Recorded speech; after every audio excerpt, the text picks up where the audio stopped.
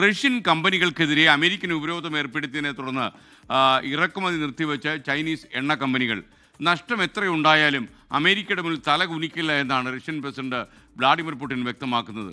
അമേരിക്കയിലെ ന്യൂജേഴ്സിയിൽ നിന്ന് മധു കൊട്ടാരക്കര കൂടുതൽ വിവരങ്ങൾ നൽകും, കൂടുതൽ അപ്ഡേഷൻ നൽകും. ഗുഡ് മോർണിംഗ് മധു. ശരിക്കും ഈ ചൈനയും അമേരിക്കയും മുട്ടുകുത്തും, ഇന്ത്യ മുട്ടുകുത്തും എന്നൊക്കെയാണ് ഈ അമേരിക്കൻ പ്രസിഡന്റ് കണക്കാക്കുന്നത്. അദ്ദേഹത്തിൻ്റെ കണക്കൂട്ടൽ പിഴയ്ക്കാൻ സാധ്യതയുണ്ടോ?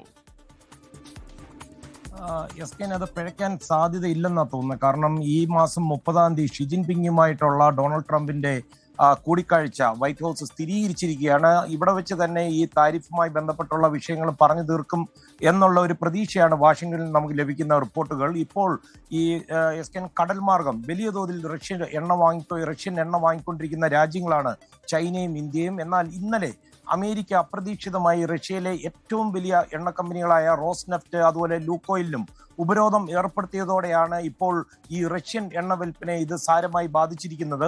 US ഉപരോധം ഏർപ്പെടുത്തിയതിനെ തുടർന്ന് ഇറക്കുമതി സസ്പെൻഡ് ചെയ്ത ചൈനീസ് സ്റ്റേറ്റ് എണ്ണ കമ്പനികൾ അവരുടെ പ്രസ്താവനയുമായി മുന്നോട്ട് വന്നിരിക്കുകയാണ്. ചൈനീസ് നാഷണൽ ഓയിൽ കമ്പനികളായ പെട്രോ ചൈന, അതുപോലെ സിനോപെക്, CNOC, അതുപോലെ ഷെൻഹുവ ഓയിൽ എന്നീ സ്റ്റേറ്റ് കമ്പനികളാണ് ഇപ്പോൾ ഇറക്കുമതി സസ്പെൻഡ് ചെയ്തിരിക്കുന്നത്. ചൈന പ്രതിദിനം ഏകദേശം 1.4 മില്യൺ ബാരൽ റഷ്യൻ എണ്ണ കടൽ വഴി ഇറക്കുമതി ചെയ്തുകൊണ്ടിരിക്കുകയായിരുന്നു. റഷ്യയിൽ നിന്നുള്ള എണ്ണ ഇറക്കുമതി കുത്തനെ കുറയ്ക്കുവാൻ ഇന്ത്യ ഒരുങ്ങുന്നതായി റോയിട്ടേഴ്സിന്റെ ഒരു റിപ്പോർട്ടും വന്നിട്ടുണ്ട്. എന്നാൽ ഇത് ഇന്ത്യയുടെ ഭാഗത്തു നിന്ന് സ്ഥിരീകരിച്ചിട്ടില്ല.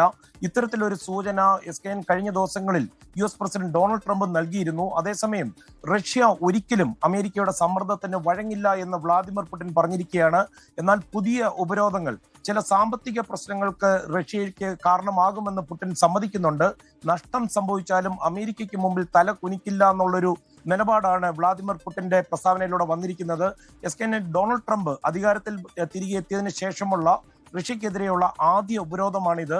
ഈ ഉപരോധം നേരിടുന്ന റോസ്നെഫ്റ്റ് അതുപോലെ ലൂക്കോയിൽ റിഫൈനറിയിൽ നിന്നാണ് റഷ്യയുടെ മൊത്ത എണ്ണ ഉൽപാദനത്തിന്റെ പകുതിയിലധികവും വരുന്നത്.